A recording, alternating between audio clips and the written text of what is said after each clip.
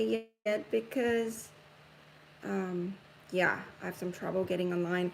And yeah, I'm so sorry guys. It's not everything wasn't that smoothly, and I know some of you have been waiting. I hope you guys are still there.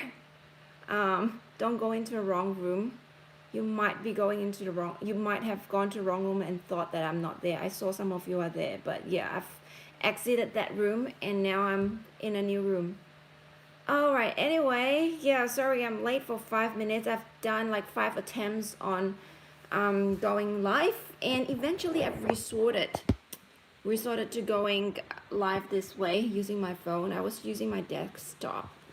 So, yeah, anyway.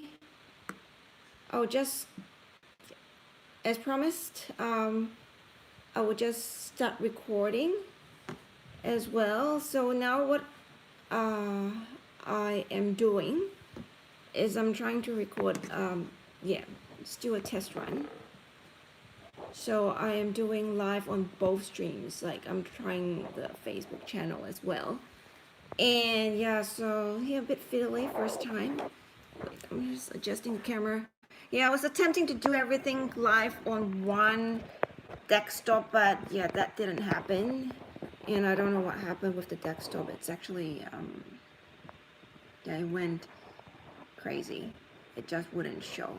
Anyway, I know a lot of you, like the questions I'm answering, a lot of you are in the States. So yeah, so you won't be live, but I have said that I am going to answer your questions on Facebook. Sorry, not Facebook. On YouTube, the comments on YouTube, and I shall do that. But first of all, I need to fiddle with this. I need to get this camera working because I'm now using one phone and let me see, one phone and one desktop to run this show. Okay. All right. Let's see if this works. Okay. Can you see me well? Okay.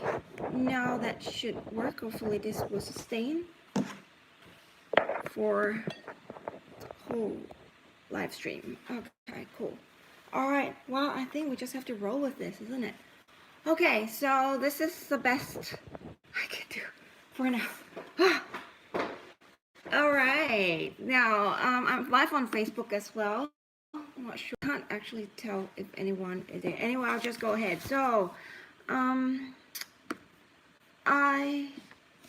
right. So, like I've released so far 4 videos on sleeping insomnia. So I would like to acknowledge, I would like to answer the questions that was posted to me. Like I'm just testing, like usually I answer you guys using just direct typing, but I like to really practice on my live stream. So first of all, thank you for all your comments and super chats. Like your super chats and super things have really made like a difference. Like, oh, I get really excited when I see that because like, oh, it's really working. Someone is like thinking that I'm giving value to the community, so that's awesome. I know a lot of you aren't here, so like you can watch the replay and you might need to fast forward because I've been mucking around at first to get this really live and going. Okay, so now I'm gonna answer the first the first few questions. I've written them down. They are questions on insomnia, so sleeping difficulties.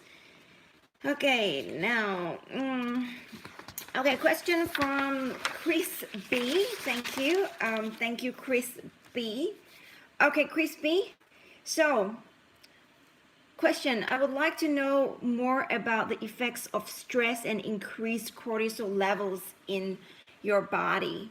Okay, so cortisol is a stress hormone. It is released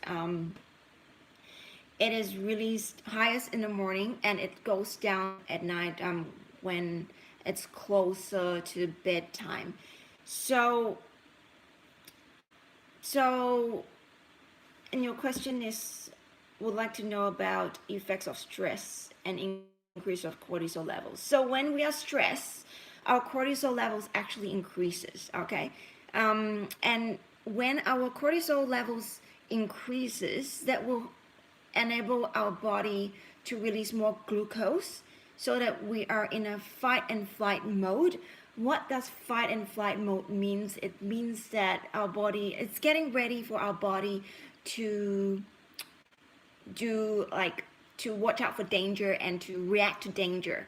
So our blood pressure would usually be increased at that time due to the adrenaline rush. When cortisol levels go up higher, like our adrenaline would go up higher as well usually.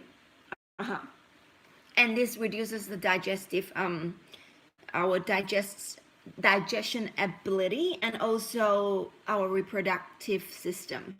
So your question is, I would like to know how this would affect the correlation between stress and cortisol levels. And I think because we're talking about sleep, so yes, so in other words, if your cortisol levels are high, it's going to affect your sleep.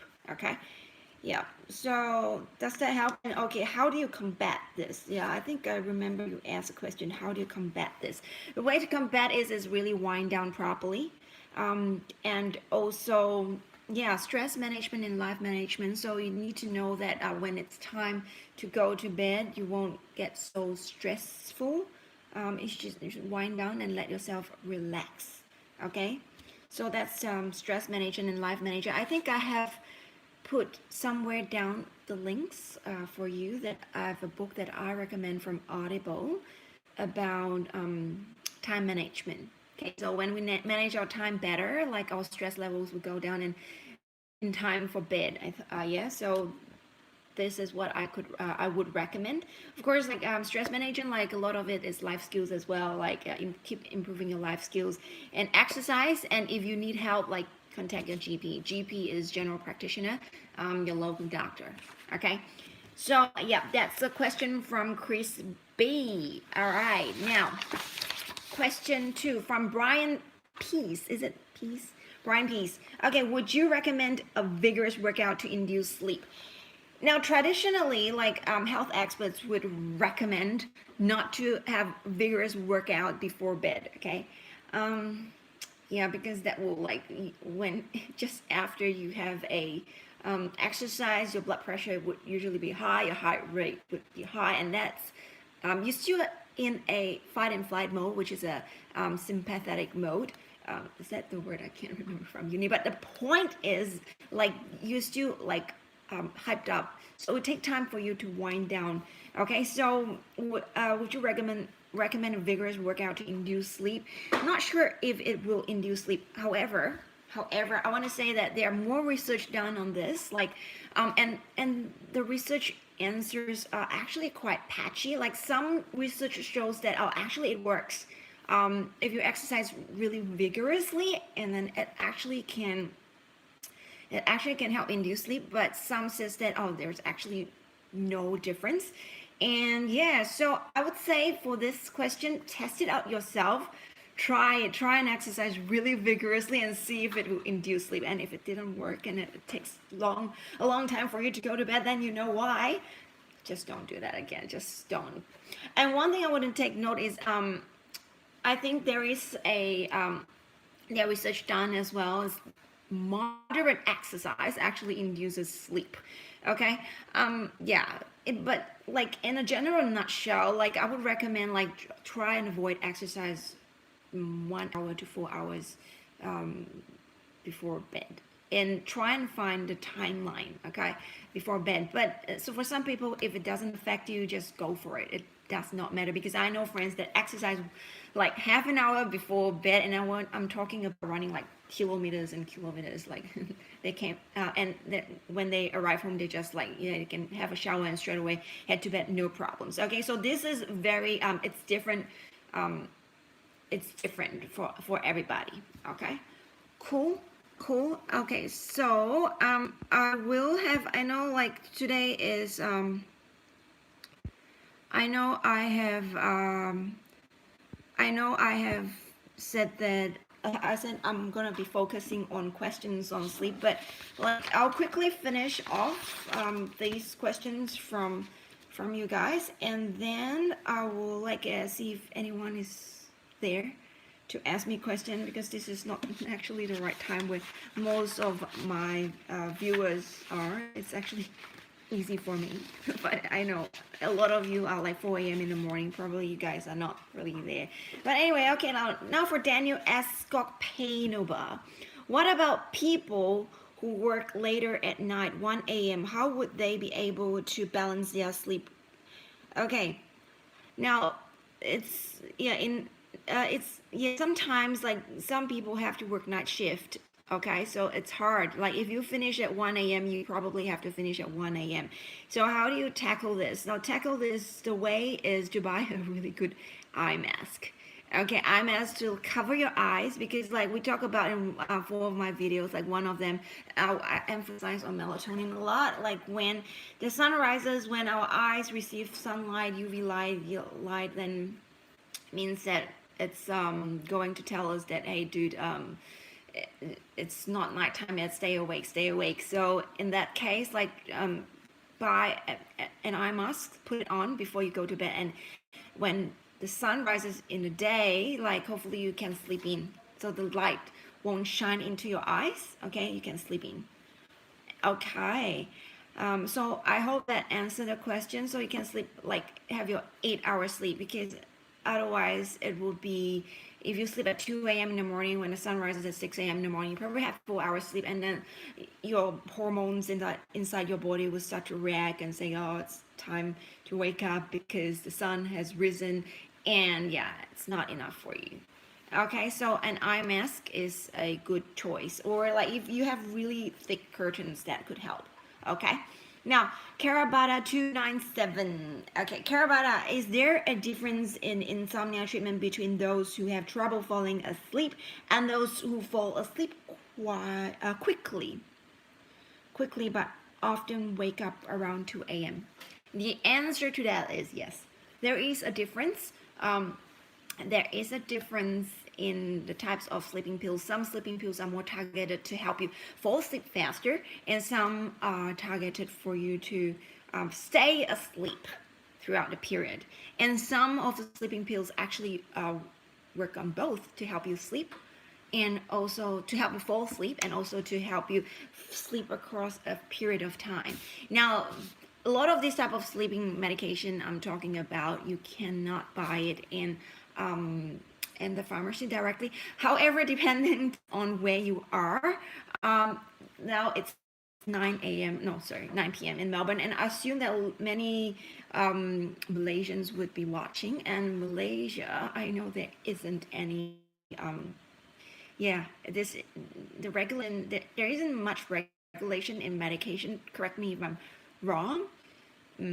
So you can actually buy those medication from a pharmacist directly, and I wouldn't that one you have to check with your local pharmacist, and then they would give more advice on which type of sleeping pill to use. Okay, sorry, I have 2 cameras, so I'm like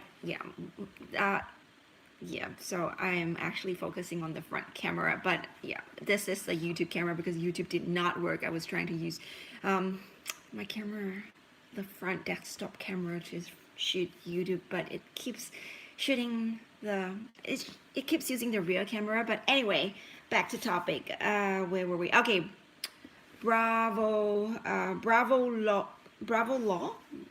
Okay, there are many magnesium. Which type you are referring to? So with one of my videos I've talked about magnesium. If you have difficulty sleeping, one of the reasons might be you are low in magnesium. And however, I do not want you guys to self-diagnose at home. If you suspect you are low on magnesium, please see your doctor. And in the magnesium and sleep video, I've talked about like there's a high risk group of people that might be low on magnesium. So if you fall into that category, please do see a doctor, and the doctor can determine whether you need magnesium tablets or not. And okay, so back to the question, which type of magnesium are referring to? So when you go to the pharmacy, you see that there are many types of magnesium. Now every country has different brands, but the key point is when you're looking at what magnesium it is, it's actually salts. Like, I don't know if you guys have studied chemistry in high school. Like high school, they are like sodium chloride, sodium sulfate, the sulfate, the chloride, those are like the salt. So what we are emphasizing, what we're looking at, focusing on is actually the salt at magnesium. So you notice that in a bottle of a magnesium tablets, say for example, 500 milligram of magnesium aspartate equals to 37.4 magnesium milligram of elemental magnesium. So what we're looking at is the 37.4 milligram. So to list another example is 600 milligram of magnesium glycinate. Now this is a different salt, yet a different magnesium salt. In this scenario, the bottle will tell you, oh, this is equivalent to 67.3 milligram of elemental magnesium. So the key of knowing how much magnesium we're taking in is actually looking at the elemental magnesium. So it does not matter if you're taking 500 or 600 or 700 magnesium. It does not matter, because that's the whole weight of the salt. What we have to focus on is the magnesium itself, how much of elemental magnesium. Okay, so I hope that answers your question. And in doubt, please ask your local pharmacist. Okay, and they are like there are different brands available as well. Your pharmacist will be able to give more insight to that. And different salts can be different, like in terms of absorption to the stomach. So your pharmacist will be able to explain more in that. Yeah, and some may be gentler to the stomach as well. So, okay, moving on next. All right, Maximus Proximo. Okay, I take magnesium powder and my stomach growls and lead to loose stools or even diarrhea. Now, if you're having diarrhea while taking magnesium, chances are I would probably, I always have to be, because I'm not there with you. I don't know your bloods. This is total general information, and I have disclaimer out there. Okay, so don't take what I say here as gold. You need to refer to your local professional, your local health professional. So if you're having loose stools and diarrhea, if we're talking only about I've excluded all the other reasons, you might have a food poisoning, etc., etc. You might be taking too much magnesium, so you might need to pull back a bit on your dosing. Yeah, so the dose range of magnesium is actually quite a big range. So you need a local doctor to be able to tell you how much to take, okay? So yeah, too much might be taken. And another tip is to take magnesium with meal, so it doesn't upset your stomach, okay? With a meal. All right, and okay, and yeah, please refer to your doctor. Do not it's a lot of questions. People are asking me, hey, why don't you sell stuff online as a pharmacist? Hey dude, pharmacists sell medication. That's how pharmacies make money. But it's actually really scary for me to sell anything to people without even seeing or consulting them, knowing their whole situation. So it's actually quite serious. Yeah. So please speak to your local health professionals to have direct consultation from them, so they know exactly what's going on with you. Okay, and yeah, things that I can sell, just this is click advertisement. All of a sudden I put this on my table. Things that I can sell online, is this face mask. This is actually my own face mask, Soonkie turmeric face clay mask. Okay, things that I can sell. This is my own product, but I'm not sure if I'm targeting the right audience, so I don't really mention it. But this is actually available on Amazon.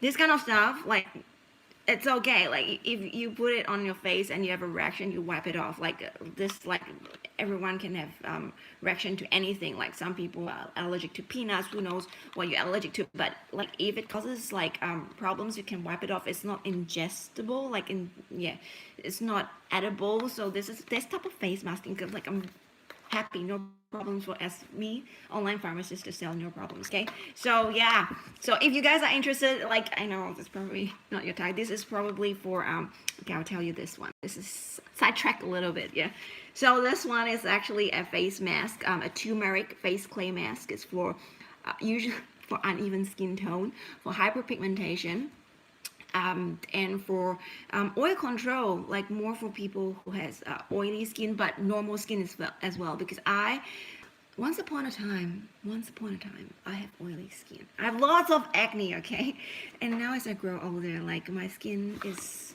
going towards the dry part, and I use it myself, it's still good. Like, so normal skin to oily skin, it's fine. The reason why the oily skin part is the oily skin is because it's good for oily skin because it has bentonite inside. Bentonite is an element that draws control oil and actually helps absorb toxins. Yeah, bentonite are used for by firefighters when they go into, like, say a toxic fire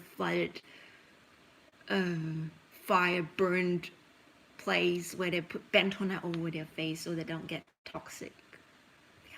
That's what I know about bentonite. But anyway, yeah, ingredients: bentonite and turmeric to even skin tone and make your skin like pretty like mine. Okay, this kind of stuff, no problems for me to sell. Anyway, off topic. Let's get back to sleep. Oh, by the way, if you want to buy this as a souvenir, see this whole design, like I designed it myself.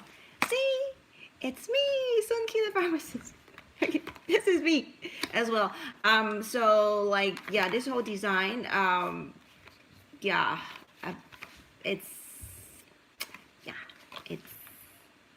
It's me. Yeah, of course, the designer, really great, smart designer, and yeah, I work with a designer to come up with this. But anyway, oh, okay, kid. The point is, like, if you want to buy this as a souvenir, you can do that. You don't have to use it. You can give it to other people. Just leave it there on your shelf. And hi, this is Soonkie. Oh, you remember Soonkie? No problems. You can buy it. It's on Amazon, by the way. Okay, so in USA, it's not in Amazon Australia yet. I think the market is not as big, but it's in the States. It's actually selling pretty well. Like it just went on live month now. Nearly sold 100 of this.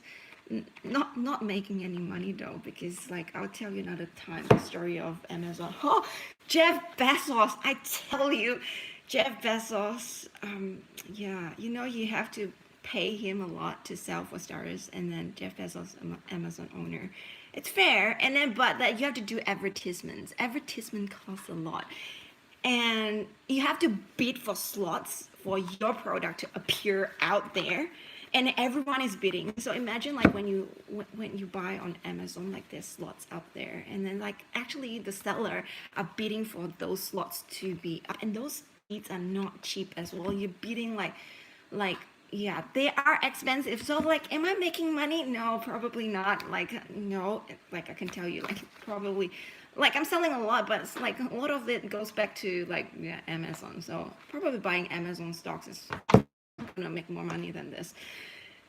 Anyway, now back to, where am I? Back to Brian P's question. Next one. Okay. Can your body produce high amount of adrenaline that may cause sleep problem? I think we addressed that at the start. Yes. The answer is, wait, hold on. You are not letting me in. Why am I not oh no, I've excluded people, and someone is texting me. Oh my gosh. Can someone tell me, like, okay, this is comment from YouTube. You are not letting me in. Where are you? Like, I have people outside saying that not letting them in. Okay. Like, I'm top chats. Can someone talk to me? Oh, wow. Hey, actually, many of you are talking to me. Sorry, um, oh, okay, cool. Heaven, hell. Like, sorry. Like, well, so many people are actually texting me. I have no idea you guys are texting me at all. Hey, this is not very, I think, hold on. Sorry. Live chat. Oh, I miss all your messages. So you guys have been texting me and I haven't been responding. I'm so sorry. You know what? I think because YouTube has a way, I think you guys have to pay for me to see your message. I think that mode was turned on. That's why I can't see. I don't like members. All right. I hope. Can someone tell? Oh my gosh, I've missed so many messages. Yeah.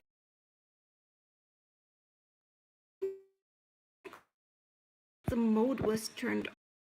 The mode was turned on. What happened here? Uh-oh. I can see you guys, but it's keep turning off. What's going on? Live chat. All messages are visible. Okay. All right. Hi. Oh. All right. Sorry, I missed so many messages. Okay. Anyway, I've already missed so much. I'll continue. I'll have to finish this. All right. I've already over time. 9:30. I said we'll finish at 9:30. Okay, cool. Brian Peace, can your body produce high amount of adrenaline that may cause problems with sleep? The answer is yes, it can. Okay, we talked about this adrenaline. Adrenaline can cause problems with sleeping because when our adrenaline is pumped up, it's when there is makes us excited. Yeah. Okay, adrenaline is pumped up when we're excited. There's like dangers coming in, so we will when dangers is coming in, we are in a path of like looking out for dangers, and we're gonna we need to react to it. So that's yes, definitely, like it will help. It will cause problems in sleeping, so you need to wind down, like, oh, there's no danger, it's peace. That's where you can sleep, right? Correct or not? Yeah, if there's danger, you wouldn't be able to sleep because all your energy has to be focused in like trying to like protect yourself. That's why you won't be able, it's hard for you to sleep. So when adrenaline rises in our body, the hormone rises, it's hard for us to sleep. Okay, now Louis Calendar. Okay, so Louis Calendar, when I visited the role of melatonin, I realized that in our sleeping life, working at night is not good. Right? Okay, yes, working at night is not good. Okay, working at night is not good. If you can help it, try not to work night shift. But like seriously, let's be real here. Like the hospital doctors, the hospital nurses, they have to work night shift. Like someone gotta work night shift for this whole world to function. Like I have friends who work as 24-hour pharmacists. Like I can never do that, although the pay is so good. Like I don't know, like I would tune out. Like I cannot achieve what they can achieve. It's hard for me to do that. I've never taken a night shift. There are available pharmacists night shift, 24-hour pharmacists, pharmacy shifts. Yeah. So if you need to, like, okay, like if you can avoid it, of course, like if you have the ability to avoid it,